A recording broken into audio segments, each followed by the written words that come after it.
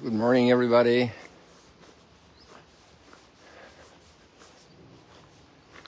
Finally, we've got the new eSIM card,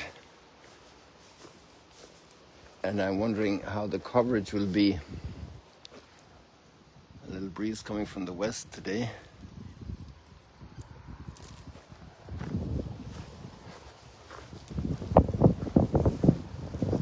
So we had lots of trouble with the last eSIM card, or the first one I had, which was the first one. And lots of breaks, so I really hope this is going to work. Hope that it's going to work. You know, we hope. Hope is spanning out towards the future. Could also be spanning out towards the past, but in terms of news, because events have already happened, and we could hope that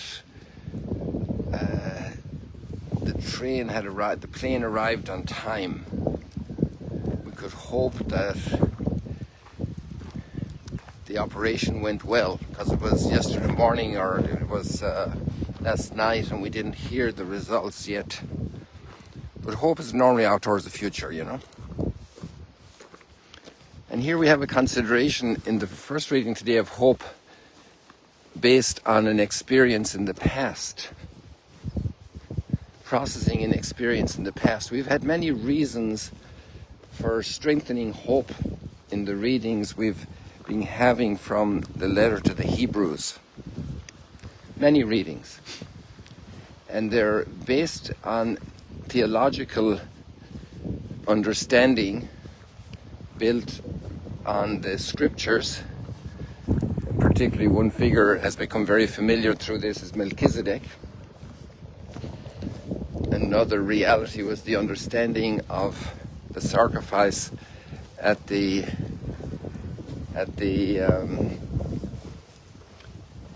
Holy of Holies and Yom Kippur. It's an important backdrop panel. Okay, so we had our first break on the Wi-Fi there. Let's see what happens. The Wi-Fi will drop, and then I want to see if it switches over to data well. That's kind of the test as well. So, the second panel of the backdrop was Yom Kippur, and then all the theological reflection that went in through that in the letter to the Hebrews about the priesthood of Christ through his sacrifice on Calvary, his offering, and for the new covenant. But today we have another thought that's absolutely fascinating as well. By the way, we've passed two pilgrims there, and it's a group from South Africa, and yesterday I hadn't met them yet, and so I wasn't able to tell you when they came on the screen.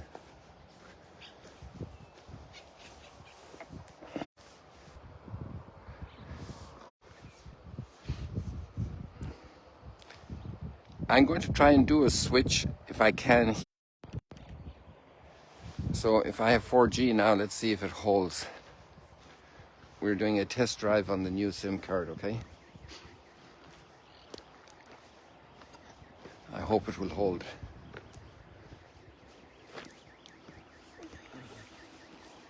Today is a very interesting text then, and it says, remember the days past.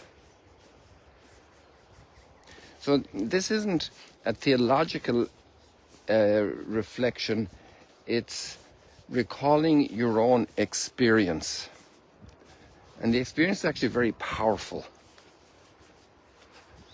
Recall of the maturity of your spirituality, of your faith and your hope and your love. And the litmus test is expressed this way. After you had been enlightened, that actually means baptized, to receive the light. It's all part of the ceremony of baptism. After you had been enlightened, and that's the sacrament of faith. So light.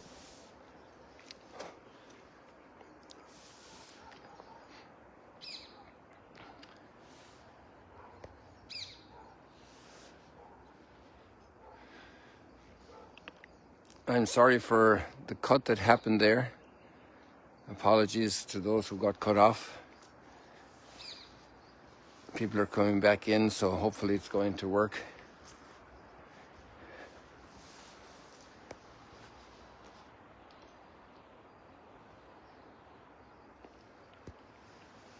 Got some of the old faithful troopers here.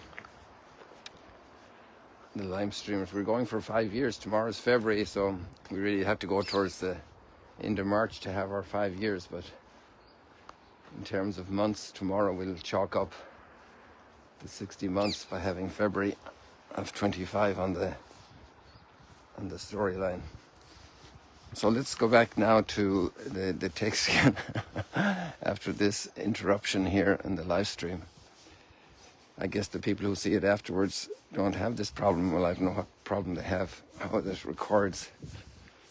And the people on the YouTube don't have these issues. They're not here having it live. Well, I guess they have it on the recording. So the grass is growing here, nice fresh grass. So it says, after you were baptized or enlightened, your faith has given you a whole new perspective on life. You endured a great contest of suffering. You believers, the author of the letter to the Hebrews is saying, you have endured a great contest of suffering.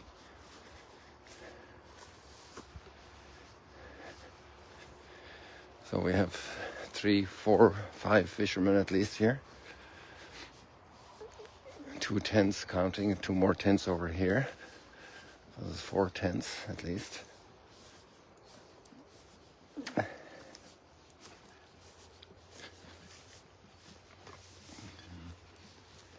You have endured a great contest of suffering. At times you were publicly exposed to abuse and affliction. So publicly reprimanded, ridiculed, mocked maybe, made fun of. People sometimes are mocked for their faith. At other times you associated yourselves with those who were so treated. So you weren't mocked for your faith, but there were people in your context who were mocked for their faith. And you didn't hide, you didn't dissociate from them, you stood by them. To stand by people in their moment of shame is a great gift of charity.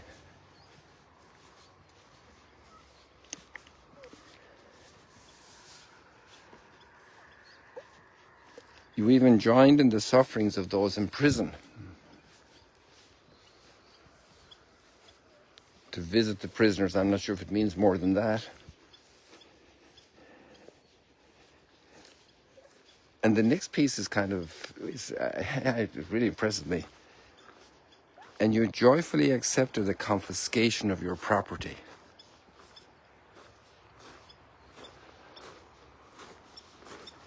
You joyfully, it's a while since we've been over here because of our transmission problems. So at least we have this advantage of today. At times you were publicly exposed to, and you joyfully accepted the confiscation of your property, knowing that you had a better and lasting possession. And this is an extraordinary X-ray into the heart and soul of those first believers. I just can't say it, but I love it.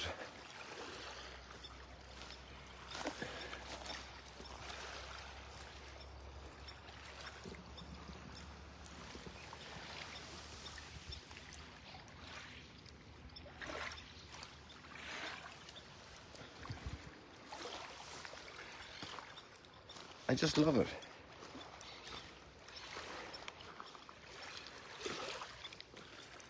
You joyfully accepted the confiscation of your property, knowing that you had a better and lasting possession. So this is the reflection from the past. The experience we already made in the past, in our spiritual lives.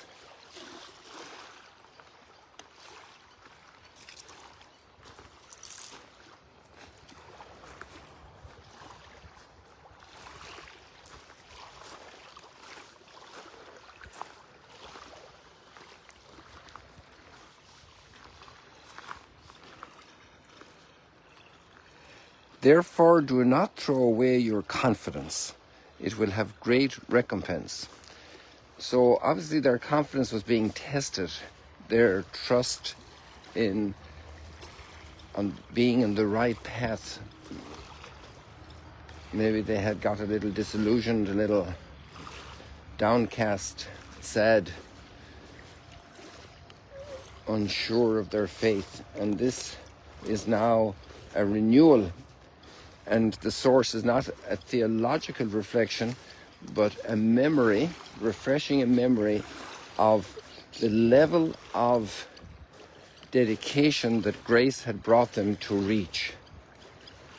And that maybe meanwhile, because of maybe a lack of prayer or a lack of awareness, maybe the world was drawing them a little bit to another side of things.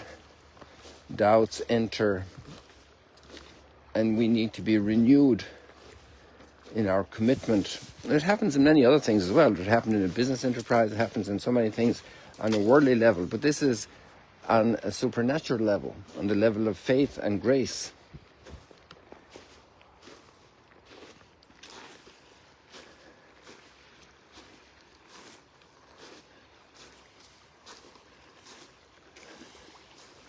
And grace is a big factor. It's the working of God in our souls. It's the working of God stirring our heart, moving, changing the whole perspective on life inside of us. It's like a freedom. It's like acquiring a new perspective, a new understanding of reality.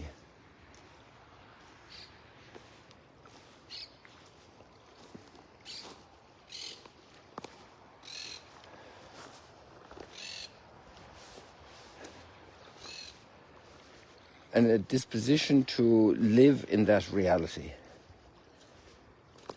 Being lifted up.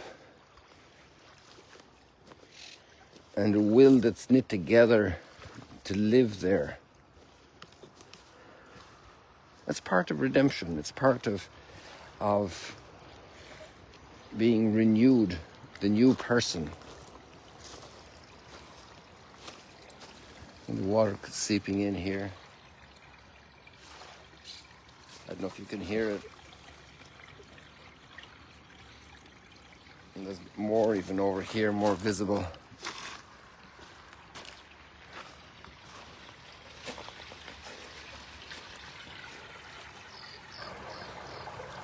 Underlying currents of grace that we don't even notice where they're coming from, and they're flowing into our soul and lifting the rise of the level of our hope, of our faith, of our love. All the birds over there on the surface, I don't know if you can see them.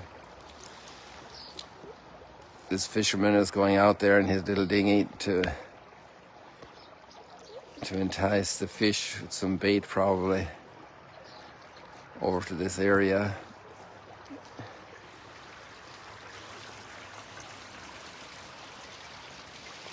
The salvation of the Lord comes from the just. The salvation of the just comes from the Lord. That's Psalm 37, which is actually a wonderful, a beautiful psalm. It's where you have also taste and see that the Lord is good. Or is that 34? That's 34. So here we are, people. I won't get to the gospel today because we've already spent our good portion of time. The gospel is about how you don't see the growth happening. The seed becomes a harvest, and you don't even see it happen. You don't know how it's happening. You might see certain stages, but it's happening without your intervention. It's grace. It's gift. The kingdom of God is like that. People, God bless you. See you later. And we also have the mustard seed today. Maybe that's what you need to see. Small little things can become extraordinarily beneficial in our spiritual lives.